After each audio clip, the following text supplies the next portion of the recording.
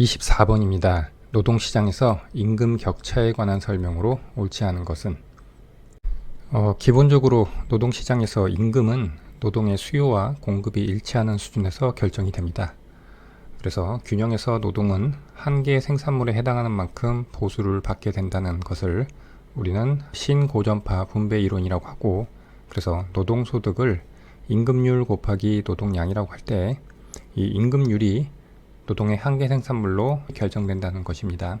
그런데 이러한 신고전파 분배 이론으로 설명할 수 없는 임금 격차 또는 소득 격차라고 하는 것이 현실에는 존재합니다. 그 요인으로 다양한 요인을 들 수 있지만 대표적인 것들만 나열을 해봤습니다. 첫 번째는 보상적 임금 격차입니다. 비금전적인 직업 속성의 차이, 작업 환경 같은 것을 들 수가 있겠습니다. 이것을 보상해 주기 위한 임금의 차이를 보상적 임금 격차라고 합니다.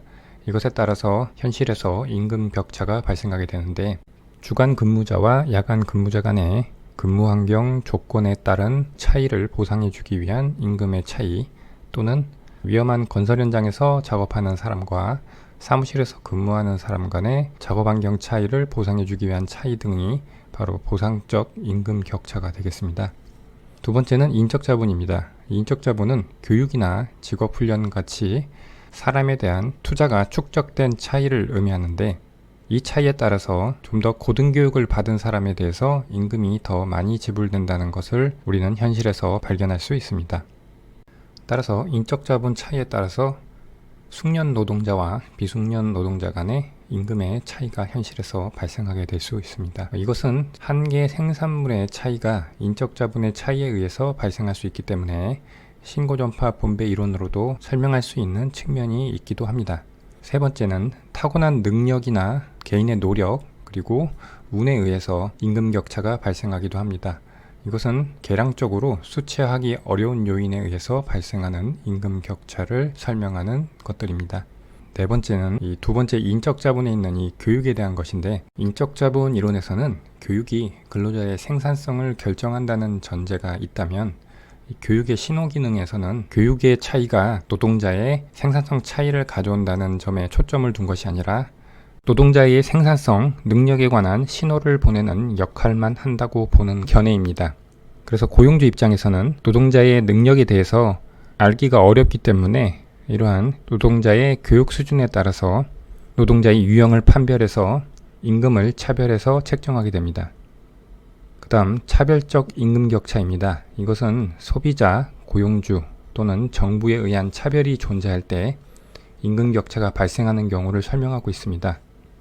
특정 인종, 특정 성, 특정 학력에 대해서 소비자나 고용주, 정부가 어떤 선호에 의한 것이든 제도에 의한 것이든 노동시장에서 차별을 유발시킨다면 임금 격차가 노동시장에 존재할 수 있게 됩니다.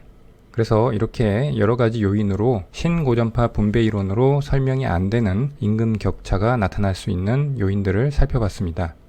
보기를 하나씩 보겠습니다. 1번, 임금 격차는 인적 자본의 차이에 따라 발생할 수 있다. 교육이나 직업훈련 같이 사람에 대한 투자 축적 차이 때문에 임금 격차가 발생할 수 있죠. 2번, 임금 격차는 작업 조건이 다르면 발생할 수 있다. 이것은 아까 보상적 임금 격차에서 설명드린 부분입니다. 3번, 임금 격차는 각 개인의 능력과 노력 정도의 차이에 따라 발생할 수 있다. 이것은 수치하거나 계량하기 어려운 요인인 능력, 노력, 운에 따른 임금 격차에 대한 설명입니다. 4번, 임금 격차는 노동시장에 대한 정보가 완전해도 발생할 수 있다. 이 교육의 신호 기능을 제외하고 나머지 요인들, 보상적 임금 격차라든가 인적 자본 또는 능력, 노력, 운에 따른 임금 격차, 그리고 차별적 임금 격차에 의해서 임금 격차가 발생할 수가 있습니다. 즉, 노동시장에 정보가 완전해도 발생할 수 있는 경우들이 바로 이 교육의 신호 기능을 제외한 나머지 요인들이 되겠습니다. 5번, 임금 격차는 차별이 없으면 발생하지 않는다. 임금 격차를 발생시키는 요인은 이렇게 다양하게 있기 때문에 이 차별적 임금 격차가 없다고 하더라도 보상적 임금 격차라든가 인적 자본에 의한 임금 격차 같은 것들이 존재한다면 임금 격차가 노동시장에서 발생할 수가 있습니다. 그래서 5번이 틀린 보기가 되겠고요.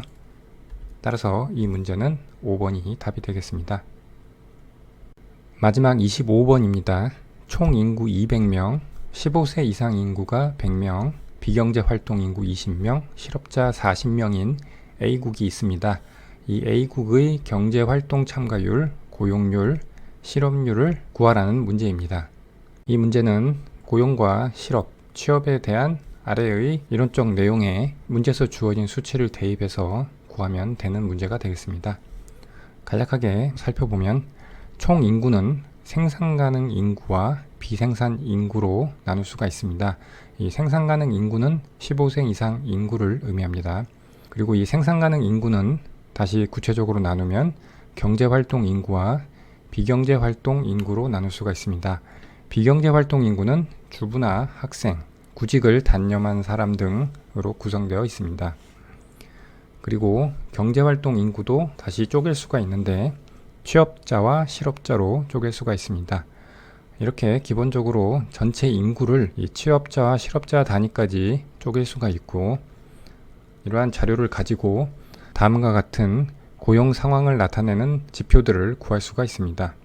먼저 경제활동 참가율입니다. 이것은 생산 가능 인구 중에 경제활동 인구가 차지하는 비율을 의미합니다. 그 다음은 고용률인데, 고용률은 생산 가능 인구 중에 취업자가 차지하는 비율을 의미합니다. 그 다음 실업률, 실업률은 경제활동 인구 중에 실업자가 차지하는 비율이고요. 취업률은 1에서 실업률을 빼도 되고 아니면 경제활동 인구 중에 취업자가 차지하는 비율로 구해도 되겠습니다.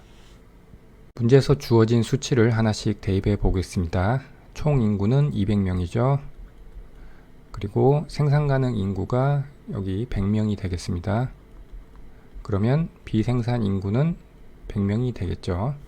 그리고 생산 가능 인구가 100명이고 경제활동 인구는 비경제활동 인구가 20명이니까 경제활동 인구는 80명이 되겠습니다.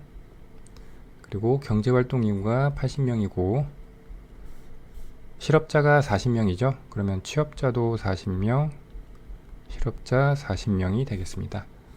문제에서 경제활동 참가율, 고용률, 실업률을 구하라고 했으니까 앞에서 구한 이 수치들을 대입을 해보면 되겠죠. 경제활동 인구가 80명이었고요.